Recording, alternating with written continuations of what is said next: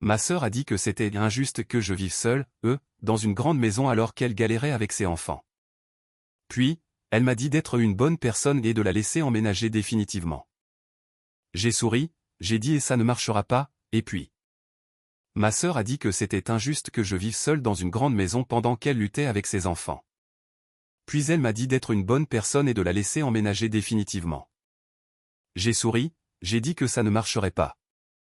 Et puis ma sœur m'a traité d'égoïste de vivre seule dans une maison de 4 chambres. Elle me l'a dit en face, debout dans ma cuisine, en mangeant le dîner que j'avais préparé, tandis que ses 3 enfants étaient à l'étage en train de casser les stores de ma chambre d'amis. Et honnêtement, ce n'était même pas la pire chose qu'elle ait dite ce soir-là. Mais je m'avance. Je m'appelle Bridget. J'ai 41 ans et je vis à Columbus, dans l'Ohio. Je suis chef de projet senior dans une entreprise de logistique et j'y suis depuis 16 ans. Je ne dis pas ça pour me vanter. Je dis ça parce que tout ce que j'ai à ma maison, ma voiture, mes économies je les gagnais en me présentant, en restant tard et en disant oui à chaque opportunité qui me faisait peur. Personne ne m'a rien donné. Et cela compte pour ce que je vais vous raconter. Ma sœur Kristen a 36 ans. Elle a 5 ans de moins que moi. Et en grandissant, nous étions vraiment proches, sincèrement proches. Elle grimpait dans mon lit pendant les orages et je lui inventais des histoires jusqu'à ce qu'elle s'endorme. Je l'aimais tellement que ça me faisait physiquement mal parfois. Je veux que vous gardiez cela à l'esprit, car ce qui s'est passé entre nous n'est pas venu de nulle part. Cela est venu d'années où j'ai aimé quelqu'un qui a lentement commencé à considérer cet amour comme quelque chose qui lui était dû. Kristen s'est mariée à 23 ans avec un gars nommé Todd. Todd était bien. Il travaillait dans une concession automobile. Il aimait le fantasy football et il avait cette habitude de rire trop fort à ses propres blagues. Mais il était suffisamment décent. Ils ont eu 3 enfants assez rapidement, Eden, qui a maintenant 11 ans, McKenna, qui en a 9, et le petit Sawyer, qui vient d'avoir 6 ans. Et écoutez, j'adore ces enfants. Vraiment. Mais avoir 3 enfants en 5 ans, alors qu'aucun des parents n'avait une carrière stable, c'était un choix. Et personne n'avait le droit de le dire à voix haute. C'est là que les choses ont commencé à changer. Il y a environ 7 ans, Todd a été licencié. Puis il a trouvé un autre emploi et a démissionné. Ensuite, il a essayé de lancer une entreprise de lavage à pression qui a duré environ 4 mois. Kristen travaillait à temps partiel dans une garderie, ne gagnant presque rien. Moi, j'étais célibataire, sans enfant, grimpant les échelons au travail, et je venais d'acheter ma maison. 4 chambres, une jolie cour, un garage pour 2 voitures. J'étais si fier de cette maison. Je me souviens d'y avoir marché pieds nus la première nuit, touchant les murs comme si je ne pouvais pas croire qu'ils étaient à moi. Et puis les appels ont commencé. Kristen appelait peut-être une fois par semaine au début. Et, Bridge, les choses sont difficiles ce mois-ci, tu pourrais nous dépanner pour l'épicerie? Et bien sûr, j'ai dit, oui, c'est ma sœur. Puis ce fut la facture d'électricité. Puis ce furent les fournitures scolaires d'Eden. Puis McKenna avait besoin de lunettes. Puis Sawyer avait une infection à l'oreille et la copaye était plus élevée que prévu. À chaque fois, j'ai dit oui, parce que qu'étais-je censé faire? Laisser les enfants se débrouiller sans? Mais voici ce que personne ne vous dit sur le fait d'être celui qui aide toujours. Les gens cessent de le voir comme de la générosité. Ils commencent à le voir comme votre travail. Et si jamais vous hésitez, même une seconde, vous devenez soudain le méchant. Croyez-vous que j'ai remarqué ce changement se produire? Honnêtement, non. Pas au début. Cela s'est préparé si lentement. Au cours d'environ 5 ans, j'estime avoir donné à Kristen et Todd quelque chose comme 60 000 $. Je me suis assise un soir avec mes relevés bancaires et j'ai tout additionné, et je me suis senti mal. 60 000 $. C'est l'apport personnel de quelqu'un. C'est 2 ans de cotisation de retraite. C'est une vie que j'aurais pu construire différemment. Et je n'ai jamais reçu une seule carte de remerciement. Pas une seule fois. J'ai eu des tu es la meilleure, Bridge par SMS, généralement suivie d'une autre demande 2 semaines plus tard. Maintenant, laissez-moi être honnête à ce sujet. Les gens me demandent parfois, ne veux-tu pas fonder ta propre famille? Ne veux-tu pas d'enfants? Et la réponse est compliquée. J'en voulais. Vraiment, pendant longtemps. Mais j'ai passé mes 30 ans à travailler 60 heures par semaine, à financer le foyer de ma sœur et à me faire passer en dernier. J'ai eu des rendez-vous de temps en temps, mais je n'ai jamais eu l'énergie d'investir dans une vraie relation. Mon amie Lorraine, ma plus proche amie depuis l'université, disait « Bridge, tu maternes toute la famille de Kristen au lieu de construire la tienne. » Et elle avait raison. Mais quand vous êtes dedans, vous ne le voyez pas. Alors, laissez-moi en venir à ce dîner. C'était en octobre dernier. Kristen a appelé et a dit qu'elle voulait amener les enfants pour une visite. J'ai dit « Super ». J'ai fait des lasagnes, mis la table, et même acheté un gâteau parce que Sawyer venait de commencer le CP et je voulais fêter ça. Les enfants sont entrés en hurlant et en courant partout. Des choses normales pour des enfants. Bien. Kristen s'est assise à l'îlot de la cuisine, s'est versé un verre de mon vin et n'a même pas dit bonjour correctement. Elle a juste regardé autour de la cuisine et a dit « Ça doit être agréable ». J'ai ri pour détendre l'atmosphère. C'est agréable. J'ai travaillé dur pour ça. Elle n'a pas ri en retour. Elle a dit, je veux dire, 4 chambres pour une seule personne. Pendant ce temps, j'ai 3 enfants qui partagent 2 chambres dans une maison sans lave-vaisselle. J'ai senti mon estomac se serrer. Non pas parce qu'elle avait tort sur sa situation, mais à cause de la façon dont elle l'a dit, comme si c'était ma faute. J'ai essayé de changer de sujet, mais Kristen n'avait pas fini. Tu sais quoi, Bridge? C'est un peu injuste, tu ne trouves pas? Tu es assise ici, seule dans cette grande maison avec ton vin et tes lasagnes chic, et moi, je me noie. Tu n'as même pas d'enfant. À quoi te sert tout cet espace? J'ai posé ma fourchette et j'ai dit très calmement, Chris, j'ai acheté cette maison avec l'argent que j'ai gagné. Je l'ai choisie parce que je la voulais. Je n'ai pas à justifier l'espace. Elle a levé les yeux au ciel, littéralement levé les yeux au ciel. Et puis elle a dit la chose qui a tout changé. Elle s'est penchée en avant et a dit, si tu étais une bonne personne, comme une très bonne sœur, tu nous laisserais emménager définitivement. Tu as la place. Tu ne veux juste pas partager.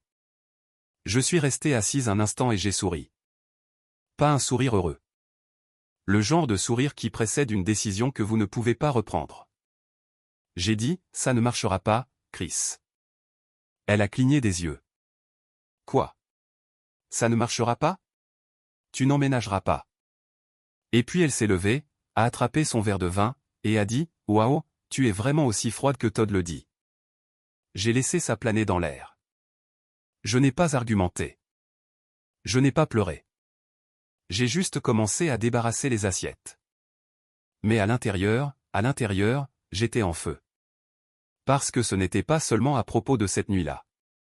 Il s'agissait de 7 ans à signer des chèques et à ne recevoir que des critiques en retour. 7 ans à mordre ma langue, 7 ans à être la bonne sœur pendant qu'elle jouait la victime. Et quelque chose en moi a décidé, cette nuit-là dans ma cuisine, alors qu'elle rassemblait ses enfants et partait sans dire au revoir, quelque chose en moi a décidé que le distributeur de billets était officiellement fermé.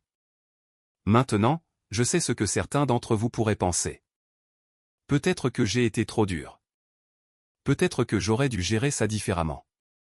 Mais honnêtement, pouvez-vous imaginer quelqu'un manger votre nourriture, boire votre vin, s'asseoir dans la maison que vous avez payée, et vous dire que vous êtes une mauvaise personne parce que vous ne lui donnez pas tout? Parce que c'est ce qui s'est passé. Mon amie Lorraine m'a appelé plus tard ce soir-là. Je lui ai tout raconté, et elle a dit une chose qui m'est restée. Elle a dit, Bridge, tu n'as pas perdu une sœur ce soir. Tu as juste arrêté de prétendre que la sœur que tu avais était celle que tu méritais. Et ça m'a frappé durement, parce qu'elle avait raison. Mais voilà le problème. Kristen n'a pas accepté mon nom tranquillement. Loin de là.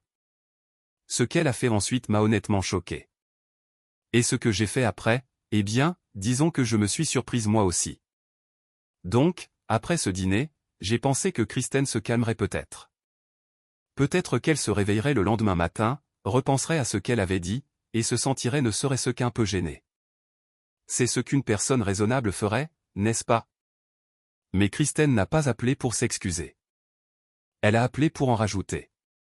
3 jours plus tard, elle m'a envoyé un SMS qui disait « Oui, j'aimerais inventer ça, j'ai parlé à Todd, et nous pensons que la chose juste serait que tu laisses au moins les enfants rester chez toi pendant la semaine scolaire pour qu'ils puissent avoir leur propre chambre. » Tu ne les utilises pas de toute façon. Pas une question, pas une demande, une décision qu'elle et Todd avaient apparemment prise ensemble au sujet de ma maison pour laquelle je paie l'hypothèque, ma maison qui porte mon nom sur l'acte. Ils ont juste décidé. Je n'ai pas répondu. Pas ce jour-là, pas le lendemain. Et honnêtement, le silence était puissant. Pour la première fois en 7 ans, je ne me précipitais pas pour arranger les choses. Je ne me débattais pas pour dire oui. Je ne transférais pas d'argent à minuit pour que l'électricité de Kristen ne soit pas coupée. Je me suis juste assise dans mon salon, j'ai bu mon café, et j'ai laissé mon téléphone vibrer sans le décrocher. Et cela a rendu Kristen absolument folle. Elle m'a appelé 4 fois le lendemain, a laissé 2 messages vocaux. Le premier était gentil. Suspectement gentil. Et, Bridge. Juste pour prendre des nouvelles. Je t'aime. Rappelle-moi. Le second avait la vraie Kristen. Ok, donc tu m'ignores maintenant. Très mature, Bridget. Très mature. Lorraine m'a dit de tenir bon. Elle a dit, dès que tu répondras, elle trouvera une faille pour s'y glisser. Attends juste. Et Lorraine avait raison, car ce qui s'est passé ensuite était quelque chose que je n'attendais vraiment pas. Kristen s'est présentée à mon travail. J'ai besoin que vous imaginiez ça. Je suis assise en réunion avec 6 personnes, présentant un rapport logistique trimestriel. Très professionnel, très sérieux. Et ma collègue Denise frappe à la porte vitrée et murmure, « Ta sœur est dans le hall. » J'ai presque failli m'étouffer avec mon eau. Je me suis excusé, je suis sorti dans le hall, et il y avait Kristen, debout près de la réception avec Sawyer sur sa hanche, l'air d'avoir pleuré. Et elle dit assez fort pour que la réceptionniste l'entende, « J'ai juste besoin de 5 minutes avec ma sœur. » Elle ne répond pas à mes appels, et mes enfants souffrent. Vous voyez ce qu'elle a fait là? Elle l'a rendu public. Elle a apporté un enfant comme accessoire. Elle a transformé mon lieu de travail en sa scène. Et pendant une fraction de seconde, je ne vais pas mentir, cela a presque marché parce que Sawyer m'a regardé avec ses grands yeux bruns et a dit « Salut, Tati Bridge ». Et mon cœur s'est un peu brisé, mais je n'ai pas cédé. Je l'ai emmené dehors, me suis assise sur un banc dans le parking, et j'ai dit « Chris, tu ne peux pas venir à mon bureau, jamais. C'est là que je travaille. C'est comme ça que je gagne l'argent qui a maintenu ta famille à flot pendant presque une décennie. » Elle a commencé à pleurer plus fort. « Tu agis comme si tu étais meilleur que moi. Je ne pense pas que je suis meilleur que toi. Je pense que je suis fatigué. » Fatigué de quoi? Fatigué d'être utilisé, Chris. Il y a une différence. Elle s'est essuyé le visage et a dit quelque chose qui m'a fait rire. Elle a dit, bien, alors juste co-signer un prêt pour nous pour que nous puissions avoir un plus grand logement. Je l'ai regardé. J'ai dit, tu veux que je co-signe un prêt pour toi et Todd? Todd, qui a eu 9 emplois en 7 ans et une cote de crédit qui commence probablement par un 4. Elle ne l'a même pas nié. Elle a juste dit, tu vois, tu recommences à juger. Honnêtement, je ne sais pas si j'aurais dû rire, mais je l'ai fait. Là, sur le parking. Parce qu'à un certain point, l'audace devient vraiment comique. Qu'est-ce qui venait ensuite? Allait-elle me demander d'adopter ses enfants et aussi de lui payer un salaire pour les visiter le week-end? Quoi qu'il en soit, j'ai dit non à la co-signature, évidemment. Et j'ai dit quelque chose que je retenais depuis très longtemps. J'ai dit, Chris, je ne te donnerai plus d'argent. Ni pour l'épicerie, ni pour les factures, ni pour les activités des enfants, ni pour la prochaine idée d'entreprise de Todd. C'est fini. Je t'aime, mais la banque est fermée. Elle m'a regardé comme si je l'avais giflé. Puis elle a dit, tu vas le regretter. Et elle est partie. Elle est partie en voiture, Sawyer me regardant toujours par la vitre arrière, en faisant signe. C'était un mardi. Le jeudi, j'ai découvert ce que tu vas le regretter signifiait. Kristen a appelé nos parents. Ma mère et mon père, Patricia et Jean, vivent à Dayton, à environ 2 heures de Columbus. Ils sont tous deux à la retraite. Papa était machiniste. Maman était secrétaire d'école. Des gens bien, des gens calmes. Ils n'aiment pas le drame. Et Kristen savait exactement comment les manipuler.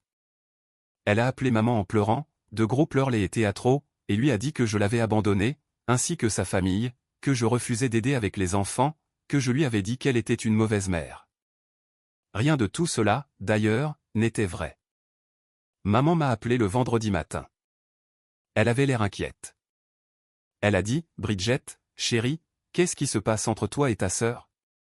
Elle dit, « Tu l'as coupée. » J'ai pris une inspiration et je lui ai tout raconté. Pas seulement le dîner, pas seulement le parking, tout. Les 60 000 $, les demandes constantes, les culpabilisations, le sentiment d'être dû, le fait que Kristen ait traité ma maison d'espace perdu. Je lui ai parlé du va-et-vient des emplois de Todd. Je lui ai dit que je n'avais pas épargné correctement pour ma retraite parce que j'étais trop occupé à être le fonds d'urgence de Kristen. J'ai tout dit. Et c'est là que l'imprévu se produit. Parce que j'avais supposé que maman ferait ce qu'elle avait toujours fait. Essayer d'aplanir les choses. Me dire que la famille, c'est la famille. Me demander d'être la personne la plus grande. C'est ce qu'elle avait fait toute ma vie. Chaque dispute, chaque conflit, la réponse de maman était toujours « Garde juste la paix, Bridget ». Mais cette fois, elle est restée silencieuse pendant un long moment. Et puis elle a dit « 60 000 $? À peu de choses près. » Une autre longue pause. Puis maman a dit « J'appelle ta sœur. » C'est tout ce qu'elle a dit. Pas de leçon pour moi, pas de culpabilisation, pas de « mais c'est ta sœur ». Juste « j'appelle ta sœur ». Et elle a raccroché. J'ai appris plus tard par mon père ce qui s'était passé lors de cet appel. Et honnêtement, j'ai presque eu pitié de Kristen. Presque. Maman a appelé Kristen et lui a dit. Et papa a dit que la voix de maman était la plus froide qu'il ait entendue en 40 ans de mariage. Elle a dit à Kristen qu'elle devrait avoir honte d'elle-même. Que Bridget avait fait plus pour sa famille que toute sœur ne devrait jamais avoir à faire. Que 60 000 $, c'était plus que ce que papa gagnait en un an avant de prendre sa retraite. Et puis maman a dit la chose qui a apparemment fait que Kristen est devenue complètement silencieuse. Elle a dit, ta sœur n'a pas de famille à elle. Kristen, as-tu déjà cessé de te demander pourquoi? T'es-tu déjà demandé si elle n'avait pas passé les années où elle aurait dû sortir et construire sa vie à signer des chèques pour que tes enfants puissent manger? Papa a dit que Kristen n'avait pas de réponse à cela. Mais maman n'avait pas fini. Elle a dit, et une autre chose, toi et Todd, vous devez trouver du travail. De vrais emplois. Tous les deux à temps plein. Fini les excuses sur les enfants. Fini les histoires tristes. Fini d'appeler Bridget chaque fois que le loyer est dû. Tu as 36 ans. Débrouille-toi. Pouvez-vous imaginer? Ma mère, douce et calme Patricia, qui n'a jamais élevé la voix lors d'un dîner de Thanksgiving, a essentiellement dit à Kristen de grandir et de trouver un emploi.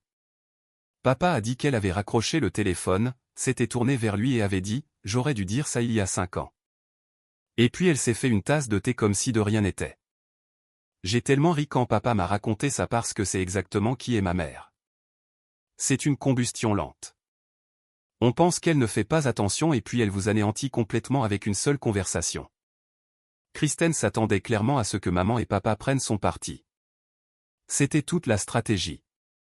Courir chez les parents, pleurer, faire passer Bridget pour une personne sans cœur, les faire me faire pression pour que je cède. Ça avait marché avant, quand nous étions plus jeunes. Si Kristen et moi nous disputions, maman me disait toujours de faire des compromis parce que j'étais l'aîné. Kristen comptait sur ce schéma. Mais les schémas se brisent. Et quand maman s'est retournée contre elle, je ne veux même pas dire s'est retournée contre elle, juste lui a dit la vérité pour la première fois où Kristen n'a pas su quoi faire. Elle ne m'a pas appelé pendant 3 semaines après ça. Silence absolu. Pas de SMS, pas de messages vocaux, rien. Et vous savez quoi? Ces 3 semaines ont été les semaines les plus paisibles que j'ai eues depuis des années. Je suis allé dîner avec Lorraine. J'ai repeint ma chambre d'amis, celle avec les stores cassés, grâce à Eden. J'ai recommencé à mettre de l'argent réel dans mon 401k. J'ai même eu un rendez-vous avec un gars nommé Marcus de ma salle de sport. Rien de sérieux, mais c'était agréable de se sentir à nouveau comme une personne au lieu d'un filet de sécurité. Mais ensuite quelque chose d'étrange est arrivé, et je veux dire vraiment étrange. Je suis rentré du travail un soir et il y avait une note glissée sous ma porte d'entrée. Pas un SMS, pas un email, une note manuscrite sur une feuille de cahier pliée en 2. C'était de Todd. Et ce qu'il a écrit dans cette note, honnêtement, je ne sais toujours pas exactement ce que j'en pense, mais cela a changé la direction de tout. Je vais vous dire ce qu'elle disait très bientôt. Et croyez-moi, je ne l'ai pas vu venir. Alors, je suis debout sur mon porche, tenant ce morceau de papier plié, et je ne sais vraiment pas à quoi m'attendre parce que Todd et moi n'avons jamais eu de vraie conversation. Pas une seule fois en 13 ans. Il a toujours été là, en arrière-plan, riant à ses propres blagues, laissant Kristen faire toutes les conversations et toutes les demandes. Honnêtement, je n'aurais pas pu vous dire à quoi ressemblait l'écriture de Todd avant ce moment. Je l'ai dépliée et elle disait quelque chose comme ça, « Bridget, je sais que tu ne veux probablement pas entendre parler de moi. Je ne voudrais pas entendre parler de moi non plus. J'ai entendu ce que ta mère a dit à Kristen. Tout. J'y ai réfléchi pendant 3 semaines et je ne peux pas dormir. Tu nous as donné 60 000 $. Je ne connaissais pas le chiffre avant que ta mère ne le dise. Je ne pense pas que Kristen le savait non plus. Nous n'avons jamais fait le total parce que nous n'avons jamais voulu le voir. Je n'écris pas ceci pour demander quoi que ce soit. J'ai trouvé un emploi à temps plein dans un entrepôt de distribution lundi dernier et je voulais que tu le saches. Je suis désolé. Je ne pense pas t'avoir jamais dit ça, Todd. Je me suis assise sur les marches de mon Porsche et je l'ai lu 3 fois et oui, j'ai un peu pleuré. Non pas parce que ça arrangeait quoi que ce soit. Ça n'arrangeait rien. Mais parce qu'en 13 ans, c'était la première fois que Todd reconnaissait que ce que j'avais fait était réel et que cela m'avait coûté quelque chose. Maintenant, une note efface-t-elle 7 ans d'utilisation? Non. Mais cela m'a dit qu'au moins une personne dans cette maison commençait à se réveiller. Je n'ai pas répondu. Lorraine a dit, attends de voir si les actions suivent les mots. Alors j'ai attendu. 2 semaines plus tard, papa a appelé, l'air décontracté, comme s'il parlait de la météo. Todd travaille à temps plein. Et ta sœur a trouvé un emploi à la réception d'un cabinet dentaire. Je pouvais entendre le soulagement dans sa voix. J'ai dit, tant mieux pour eux. Et je le pensais sincèrement. Papa a fait une pause et a ajouté, ta mère n'a pas arrêté de parler de cet appel téléphonique. Elle ne cesse de dire qu'elle a trop longtemps favorisé Kristen. Cela m'a surprise. Je n'ai jamais blâmé maman. Elle a grandi dans une famille où l'on s'aidait mutuellement, quoi qu'il arrive. Elle ne savait pas comment fixer des limites parce que personne ne lui avait appris. Et honnêtement, j'ai hérité de cela. C'est exactement pourquoi il m'a fallu 7 ans et 60 000 $ pour dire non. Un autre mois s'est écoulé. Décembre est arrivé et j'ai commencé à redouter Noël. Notre famille se rassemble toujours chez maman et papa à Dayton et je n'arrivais pas à imaginer être assise en face de Kristen à faire comme si tout allait bien. Lorraine m'a invité à passer les vacances avec sa famille à Cincinnati. J'y songeais sérieusement. Puis Kristen a envoyé un message, premier contact en presque 2 mois. Peut-on parler? Pas d'argent, juste parler. J'ai regardé le message pendant une journée entière. Une partie de moi voulait l'ignorer.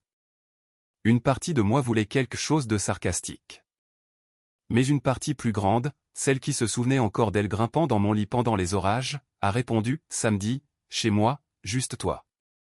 Elle est arrivée dans mon allée dans ce vieux monospace déglingué et est restée assise dans la voiture pendant 5 bonnes minutes. Je l'ai regardée depuis la fenêtre. Elle agrippait le volant, répétant quelque chose. Quand elle est entrée, elle avait l'air différente. Pas physiquement. Elle avait l'air plus petite, pas triste, mais humble, comme quelqu'un qui avait porté un costume pendant des années et l'avait enfin enlevé. Elle s'est assise à l'îlot de ma cuisine, au même endroit que lors de ce terrible dîner d'octobre. J'ai fait du café, posé une tasse devant elle et attendu. J'avais fini d'être la personne qui comble le silence pour mettre tout le monde à l'aise. Finalement, elle a dit, je ne sais pas comment commencer. Commence par ce qui est vrai. Elle a fixé sa tasse. J'ai été une sœur terrible pour toi. Je n'ai pas argumenté. Je ne me suis pas précipité pour dire, non, tu ne l'as pas été. Parce qu'elle avait raison. Et la chose la plus gentille que je pouvais faire était de laisser cette vérité s'installer sans l'adoucir. Elle a dit, quand maman m'a dit le chiffre, 60 000, j'ai vomi. Littéralement, je suis allé aux toilettes et j'ai vomi parce que je savais que c'était vrai et je n'y avais jamais pensé comme un total. Chaque fois que je demandais, je me disais que c'était peu. Juste des courses, juste une facture. Je n'ai jamais additionné parce qu'alors j'aurais dû faire face à ce que je te faisais. Puis sa voix s'est brisée. Et quand maman a parlé du fait que tu n'avais pas de famille, que tu avais passé tes 30 ans à nous maintenir à flot au lieu de construire ta propre vie, Bridget, c'était comme si quelqu'un avait allumé les lumières dans une pièce où j'étais assise depuis des années. Je n'y avais jamais pensé. Je me disais juste que tu allais bien. Grande maison, grande carrière. Je me disais que tu étais la chanceuse. J'ai posé ma tasse et j'ai dit quelque chose que je n'avais jamais dit à voix haute à personne. Chris, je voulais des enfants. Je voulais un partenaire. Je voulais ce que tu as. Mais chaque fois que je m'apprêtais à me concentrer sur moi-même, tu avais besoin de quelque chose. Et je ne pouvais pas dire non, parce que quel genre de sœur dit non? Alors j'ai dit oui jusqu'à ce qu'il ne me reste plus rien à donner à personne d'autre. Elle a pleuré. Pas le genre théâtral d'avant. Le genre silencieux qui vient quand on entend vraiment quelque chose qu'on ne peut plus désentendre. Je suis tellement désolé, Bridge. Et c'est là que vous pourriez vous attendre à ce que je dise, je lui ai pardonné instantanément, nous nous sommes serrés dans les bras et tout était beau, mais ce n'est pas la vraie vie. J'ai dit, j'apprécie cela, mais des excuses ne me rendent pas mes 30 ans. Des excuses ne remboursent pas 60 000 $. Des excuses n'annulent pas des années à me sentir comme un portefeuille avec un cœur. J'accepte tes excuses, mais le pardon prend du temps, et j'ai besoin de voir un changement réel et durable. Pas 3 bonnes semaines suivies d'un autre appel pour demander le loyer. Elle a hoché la tête. Pas d'argument, pas de défensive, juste, c'est juste. Puis elle a fouillé dans son sac, a sorti une enveloppe et l'a glissée sur le comptoir. À l'intérieur se trouvait un chèque de 500 $. La ligne de mémo disait, un parmi tant d'autres. Elle a haussé les épaules. Je sais que ce n'est rien comparé à ce que tu as donné. Mais Todd et moi avons fait un budget pour la première fois de notre vie. Chaque mois, nous te rembourserons, même si ça prend 10 ans. 5 cents $ sur 60 000. Mathématiquement, c'est une goutte dans l'océan. Mais il ne s'agissait pas des mathématiques. Il s'agissait d'elle s'asseyant, écrivant ce chèque, le mettant dans une enveloppe, et le conduisant jusqu'à ma maison. Il s'agissait de dire, je vois ce que tu as sacrifié. J'ai pris le chèque. J'ai dit, merci. Et puis, parce que je suis toujours Bridget et que je suis encore un peu mesquine, j'ai dit, les stores de la chambre d'amis coûtent 78 $, au fait. Ajoute ça à l'addition. Elle a ri. Un vrai rire. Le premier vrai rire que j'ai entendu d'elle depuis longtemps. Et j'ai ri aussi. Et juste un instant, assise là avec notre café, j'ai vu la petite fille qui avait l'habitude de grimper dans mon lit. Elle était toujours là quelque part. Noël a été calme cette année-là. Je suis allé à Dayton. Kristen, Todd et les enfants étaient là. Personne n'a mentionné l'argent ou la dispute. Maman a fait son rôti de bœuf. Papa s'est endormi en regardant le football à la mi-temps. Les enfants ont couru partout dans la cour. Kristen et moi n'avons pas eu de grands moments dramatiques. Nous avons juste coexisté doucement, comme deux personnes apprenant à partager une pièce à nouveau, sans que le ressentiment ne pèse sur tout. Après le dîner, elle m'a aidé à faire la vaisselle, côte à côte à l'évier comme des adolescents. Elle m'a donné un coup de hanche et a dit, « Belle maison et tu ne sais toujours pas charger un lave-vaisselle, hein ?» Je lui ai rendu le coup de hanche. « Bon travail, et tu ne sais toujours pas laisser passer une blague. » Mais des heures. C'était il y a 4 mois. Todd travaille toujours. Kristen est toujours au cabinet dentaire. J'ai reçu 3 autres chèques, 500 $ chacun. Pile à l'heure. Nous nous envoyons des messages maintenant. Pas comme avant. Pas de demande d'argent. Des choses normales. Elle m'a envoyé le projet scientifique de Sawyer. Je lui ai envoyé la recette du pain à la banane de maman. Suis-je complètement guéri? Oh, je me mets encore en colère parfois. Je calcule encore ce que mes économies pourraient être. Je me demande encore ce que ma vie pourrait être si j'avais dit non la toute première fois. C'est normal. La guérison n'est pas une ligne droite. Mais voici ce que j'ai appris. Dire non à quelqu'un que l'on aime n'est pas de la cruauté, cela pourrait être la chose qui sauve la relation. Car tant que je continuais à dire oui, Kristen n'avait aucune raison de grandir. Mon nom a été la première chose honnête que quelqu'un lui ait dit en des années. Ça nous a fait mal à toutes les deux, mais ce fut le début de quelque chose de réel. Maman m'a dit la semaine dernière qu'elle était fière de moi. Elle a dit, tu as fait ce que je n'ai pas pu faire. Tu as dit la vérité et tenu bon. Cela a eu plus de sens que n'importe quelle excuse. Je suis toujours célibataire, toujours dans ma maison de 4 chambres, mais chaque pièce est repeinte. J'économise à nouveau de l'argent réel. Et Marcus de la salle de sport m'a invité à sortir mardi dernier. Alors, peut-être que mes 40 ans seront la décennie où je me ferai enfin passer en premier. Et je le dis de la meilleure façon possible. Kristen et moi avons un long chemin à parcourir. Mais pour la première fois depuis des années, nous marchons dans la même direction. Et ma chambre d'amis a de nouveaux stores, donc vous savez. Voilà mon histoire. Si vous l'avez apprécié, j'apprécierais vraiment un like. Cela signifie plus que vous ne le pensez. Et si quelque chose ici vous a rappelé votre propre famille, ou si vous auriez géré cela différemment, laissez un commentaire. Je lis chacun d'entre eux et vos perspectives m'aident honnêtement à me sentir moins seul. Que vous soyez la Bridget de votre famille, la Kristen, ou même le Todd qui se réveille enfin, je vous vois. Merci beaucoup d'avoir regardé.